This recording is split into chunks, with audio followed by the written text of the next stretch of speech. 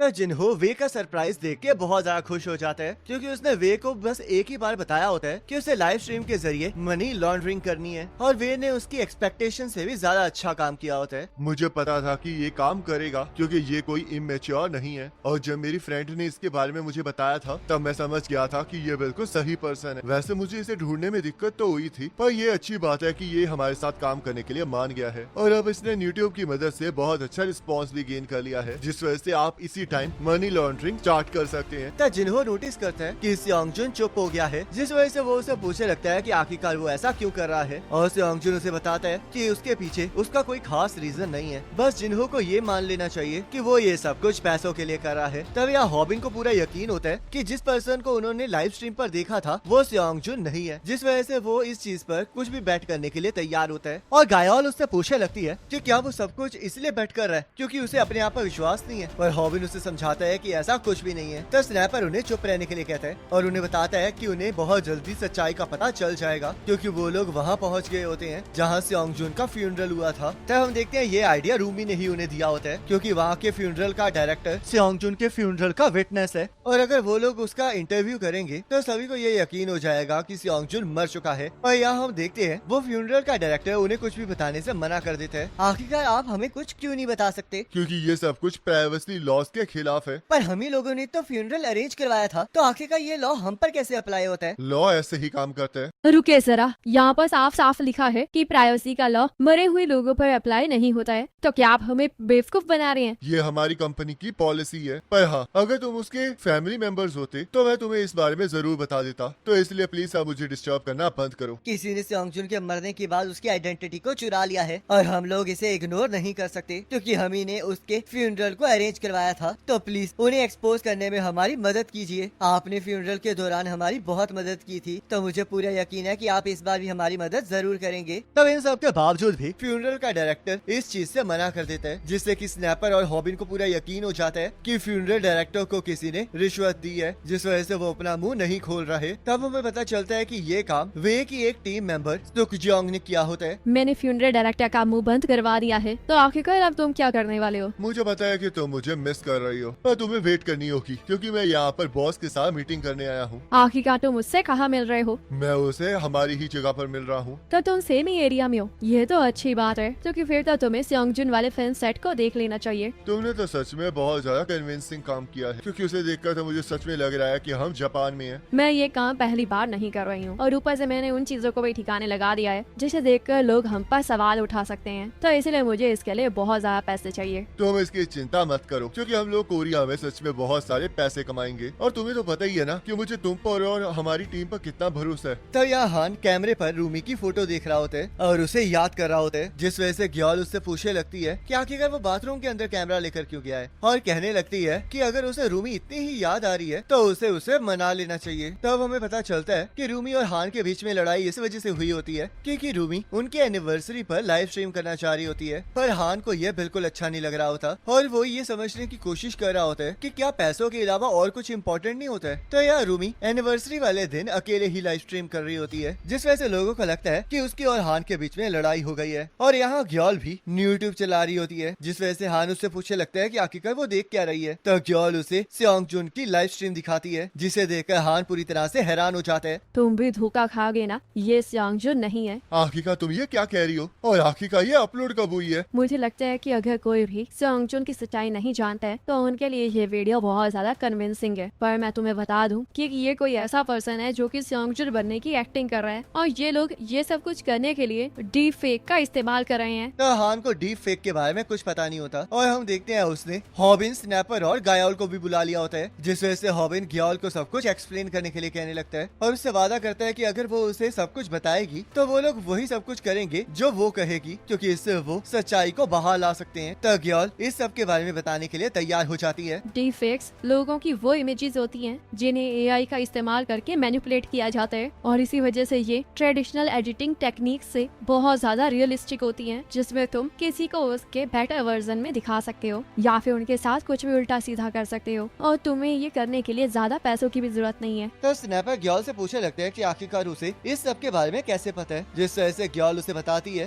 कि ये सबसे सही तरीका है किसी की लाइफ को बर्बाद करने का, और क्योंकि ग्योल पहले यही किया करती थी थी तो उसे इस बारे में सब कुछ पता है, जिस वजह से सभी को समझ में आ जाता है कि वो सियोंगजुन असली नहीं है। और यहाँ हम देखते हैं कि जो पर्सन सियोंगजुन बनने की एक्टिंग कर रहा होता है उसका नाम रियुसुके होता है, जो कि एक एक्टर होता है। डीप फेक्स तो सच में बहुत कमाल के हैं, मानना पड़ेगा। ये दुनिया तो सच में बहुत जल्दी चेंज हो रही है। तब वे कहता है हमें बस इस दुनिया से एक कदम आगे रहना होगा, क्योंकि हम लोग इसकी मदद से आराम से पैसों को कमा सकते हैं। तब जिन्हो कहता है वैसे ये सच में बहुत ज्यादा क्रीपी भी है, क्योंकि उस एक्टर की एक्टिंग से ये साफ पता चलता है कि उसने सियोंगजुन के ऊपर कितनी रिसर्च की है। उसने सिर्फ सियोंगजुन के टैटू और हेयर स्टाइल को ही नहीं अपनाया है, बल्कि उसने तो उसकी वॉइस और एक्सेंट को भी कॉपी कर लिया है और वो बिल्कुल वैसे ही एक्ट कर रहा है जैसे कि सियोंगजुन किया करता था। तो इसलिए व्यूअर्स का धोखा खाना तो लाजमी था। तो यहाँ ग्योल सभी को उसकी बातों पर फोकस करने के लिए कहती है, क्योंकि वो उस डीप फेक वीडियो की गलतियाँ बताने वाली होती है, जिसे सुनकर सभी लोग हैरान हो जाते हैं, क्योंकि उन्हें तो उस वीडियो में कोई भी गलती दिखाई नहीं दी होती। उसमें उस एक्टर ने अच्छी एक्टिंग की है और एडिटर ने भी अपना काम काफी अच्छे से किया है, जिस वजह से लोगों को उस वीडियो पर पूरा विश्वास है। पर मैं कोई ऑर्डिनरी पर्सन नहीं हूँ, जिस वजह से मैंने उसमें से 2 गलतियों को निकाला है। पहली गलती तो ये है कि उस वीडियो में वो एक्टर हर टाइम कैमरे को सामने से देख रहा था, क्योंकि जब वहाँ पे एकदम से एंगल को चेंज करते हैं तो डीप फेक के साथ भी चीजें ऑकवर्ड हो जाती हैं, जिस वजह से वो इधर उधर देखना अवॉइड कर रहा था। और दूसरी मिस्टेक तो काफी ज्यादा छोटी सी है, क्योंकि तुम यहाँ पर देख सकते हो कि 1 सेकंड के लिए ही उसकी फेस की शेडो उसकी बॉडी से काफी अलग थी, और बीच बीच में कई जगह ऐसी भी थी जहाँ पर उसकी फेस की टोन उसकी बॉडी से बिल्कुल अलग थी। और ऐसा तभी होता है जब वीडियो को अल्टर किया जाए। मेरी तरह बहुत से लोग वीडियो को इतने करीब से नहीं देखते हैं, तो इस वजह से उन्हें इस चीज पर विश्वास है। तो ये सुनकर गयाल और स्नैपर को गुस्सा आ जाता है और वो ये कहने लगते हैं कि ये तो एक डेड पर्सन की इंसल्ट है। और स्नैपर हॉबिन से पूछने लगता है कि आखिरकार वो चुप क्यों बैठा है, पर तभी वो देखता है कि हॉबिन गुस्से से कांप रहा है और वो साथ ही साथ सियोंगजुन के आखिरी पलों को याद कर रहा होता है। ये बिल्कुल भी सही नहीं है, क्योंकि लोगों को ऐसी चीजें नहीं करनी चाहिए। तो चलो स्नैपर, इन लोगों की सच्चाई सामने लाते हैं, क्योंकि मैं इन लोगों को दिखा के रहूंगा कि तब क्या होता है जब आप लाइन को क्रॉस कर लेते हैं। तो यहाँ सियोंगजुन फिर से लाइव स्ट्रीम कर रहा होता है और हॉबिन को यकीन नहीं आ रहा होता कि कोई पर्सन सियोंगजुन की इतनी अच्छी एक्टिंग कर सकता है, पर उसे ये बिल्कुल पसंद नहीं आ रहा होता कि कोई पर्सन डेड पर्सन का इस्तेमाल करके भी पैसे कमा सकता है, जिस वजह से वो किसी भी कीमत पर इसे रोकना चाह रहा होता है। तब हम देखते हैं कॉल आउट वीडियो का सारा सेटअप तैयार हो जाता है और सियोंगजुन की सच्चाई ग्योल सामने लाने वाली होती है। तो हॉबिन भी कहने लगता है कि ये परफेक्ट टाइम है, क्योंकि सियोंगजुन की लाइव स्ट्रीम भी चल रही है। पर तभी उसके फोन पर एक मैसेज आता है, जिसे देखकर वो पूरी तरह से हैरान हो जाता है और उन सभी को स्ट्रीम करने से मना कर देते हैं। तब ग्योल उससे इस चीज का कारण पूछने लगती है, जिस वजह से हॉबिन उसे समझाता है कि वो लोग ये सब कुछ बाद में करेंगे, क्योंकि अभी सही टाइम नहीं आया है, जिस वजह से किसी को भी समझ नहीं आ रहा होता कि आखिरकार चल क्या रहा है। तो यहाँ हम वे और उसके साथी चैन को देखते हैं, जहाँ पर वे चैन को खाना खाने के लिए कह रहा होता है, पर चैन अभी काम करने में बिजी होता है और वो वे से पूछने लगता है कि आखिरकार वो वहाँ पर करने क्या आया है। मैंने नोटिस किया कि हमारे सब्सक्राइबर्स बहुत ज्यादा बढ़ रहे हैं, जिस वजह से मैं ये देखने आ गया कि आखिरकार हमारी लाइव स्ट्रीम कैसी चल रही है। सब कुछ बिल्कुल सही चल रहा है, क्योंकि व्यूअर्स ने हमारे ऊपर शक नहीं किया है और लोग हमें एड्स और फिशिंग साइट्स का लिंक भेज रहे हैं, जिससे ये साबित हो रहा है कि हमारा चैनल बड़ा हो रहा है। तो इसके अलावा यहाँ पर और कुछ नहीं चल रहा है। और आखिरकार तुम ये कौन सी फाइल्स चेक कर रहे हो? तब हम यहाँ पर देखते हैं जिन्होंने वे के साथ मीटिंग करने के बाद उसे ये बताया होता है कि चाहे सियोंगजुन ने पीछे कोई भी फैमिली नहीं छोड़ी है, पर एक पर्सन है जो कि बिल्कुल उसकी फैमिली की तरह है, और वो और कोई नहीं बल्कि हॉबिन है। जिस वजह से जिन्हो को पूरा यकीन है कि जब हॉबिन उनके चैनल को देखेगा तो वो अपनी टांग बीच में जरूर अड़ाएगा। जिस वजह से हम देखते हैं वे ने उससे बचने के लिए उसे उन सभी लड़कियों के डीप फेक्स भेजे होते हैं जो कि उसकी कंपनी में काम करती हैं, ताकि हॉबिन कुछ भी न कर पाए। और इसी वजह से हॉबिन ने लाइव स्ट्रीम करने का प्लान ड्रॉप कर दिया होता है। तो हॉबिन ने यहाँ पर ये बात स्नैपर को बता दी होती है, क्योंकि उसे समझ नहीं आ रहा होता कि आखिरकार अब उसे क्या करना चाहिए। जिस वजह से वो स्नैपर से इसके बारे में पूछने लगता है, पर स्नैपर भी उसे यही कहता है कि अगर वो लोग उनकी बात नहीं मानेंगे तो वो लोग लड़कियों की फोटो को ऑनलाइन पोस्ट कर देंगे, और वो लोग ऐसा रिस्क नहीं ले सकते, क्योंकि पिछली बार भी इसकी वजह से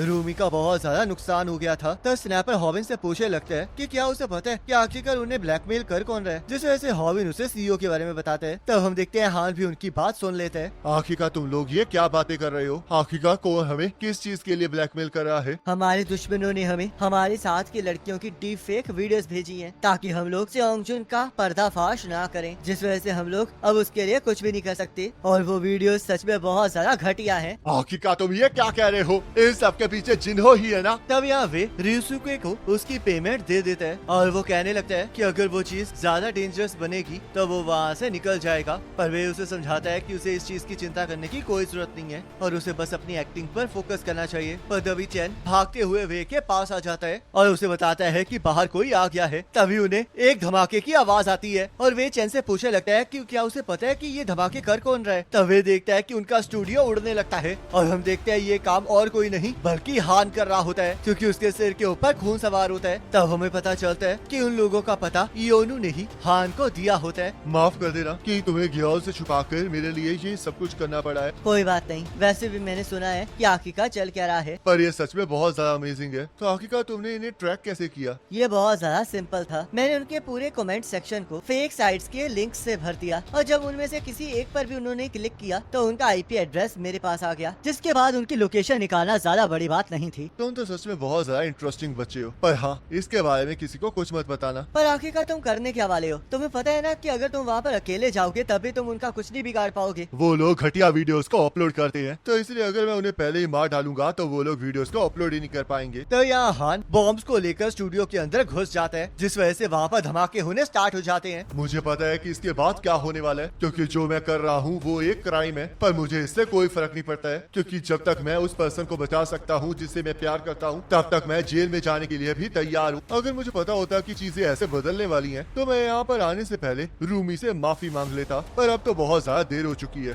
तो हान और भी बॉम्ब्स को फेंक के वहाँ पर धमाका कर देता है और यहाँ हमें जापान का एक सीन दिखाया जाता है जहाँ पर कुछ लोग कुछ अनाथ बच्चों के बारे में बात कर रहे होते हैं, क्योंकि उनका ग्रुप बहुत ज्यादा इंटरेस्टिंग होता है और वो बच्चे किसी भी अडल्ट को इंटिमिडेट कर सकते हैं, जिस वजह से सभी लोग उन्हें हेलियंस कहते हैं। और हम देखते हैं वो ग्रुप वे का ही ग्रुप होता है जिसमें वे लीडर होता है और सुक्चियोंग, जियान और चेन उसके साथी होते हैं। तब उन्हें एक काम मिल जाता है जिस वजह से वो स्टूडियो को तैयार कर लेते हैं ताकि वो लोग मनी लॉन्ड्रिंग कर सकें। ये सिस्टम बहुत ज्यादा सिंपल था, क्योंकि हम लोग यहाँ पर सूटेबल एक्ट्रेस को हायर करते थे और लाइव स्ट्रीम के लिए उन्हें फिल्म करते थे, ताकि लोग अपनी डर्टी मनी का इस्तेमाल करके मल्टीपल अकाउंट से चैनल को डोनेशन दे। और जब हम उस वर्चुअल मनी को रियल मनी में कन्वर्ट करते थे तब वो मनी पूरी तरह से वाइट हो जाती थी। तो यहाँ उनके बारे में सुनकर एक बड़ी चाइनीज गैंग का मेंबर उन्हें मिलने बुला लेता है, क्योंकि उसे भी अपनी गैंग के लिए मनी लॉन्ड्रिंग करवानी होती है। और वे के ग्रुप का एटीट्यूड देख के उसे समझ में आ जाता है कि वो लोग इस काम के लिए बिल्कुल परफेक्ट हैं, जिस वजह से उन्हें ये काम मिल जाता है और वो और भी मॉडल्स को हायर करके मनी लॉन्ड्रिंग को स्टार्ट कर देते हैं। हम लोग अपने गोल के बहुत ज्यादा करीब थे और हमें किसी भी कीमत पर अपने बिजनेस को ग्रो करना था ताकि हम बहुत सारे पैसे कमा सकें, और इसके लिए हमें सबसे पहले अंडरवर्ल्ड को डोमिनेट करना था। पर तभी सब कुछ बिखर गया क्योंकि वहाँ पर पुलिस आ गई। पर हमारी प्रॉब्लम पुलिस नहीं थी बल्कि वो गैंग मेंबर्स थे, क्योंकि अब हमने उन्हें पैसे ना देके हमारा दुश्मन बना लिया था और इसी वजह से हम अलग होके भाग गए। पर तभी मुझे डायरेक्टर जो मिला, जिस वजह से मुझे कोरिया आने का मौका मिला और उसके बाद एक के बाद एक चीज होती गई। तब इन सब के बाद मैं जिन्हो से मिला, जिसने मेरे दोस्तों को यहाँ लाने में मेरी मदद की। और अब जब हम अपने पैरों पर खड़े हो ही रहे थे तब हमारे सामने एक और मुसीबत आ गई। तब वे हान से पूछने लगता है कि आखिरकार वो वहाँ पर बॉम्ब क्यों गिरा रहा है, पर हान बिल्कुल भी बात करने के मूड में नहीं होता और वे की तरफ सीधा बॉम्ब को फेंक देता है। पर तभी जियान उस बॉम्ब को पकड़कर दूर फेंक देता है, जिससे कि सभी लोग बच जाते हैं। और क्योंकि ये हान का आखिरी बॉम्ब होता है तो वो उनके साथ हाथों के साथ लड़ने के लिए तैयार हो जाता है। तब वे अभी भी हान से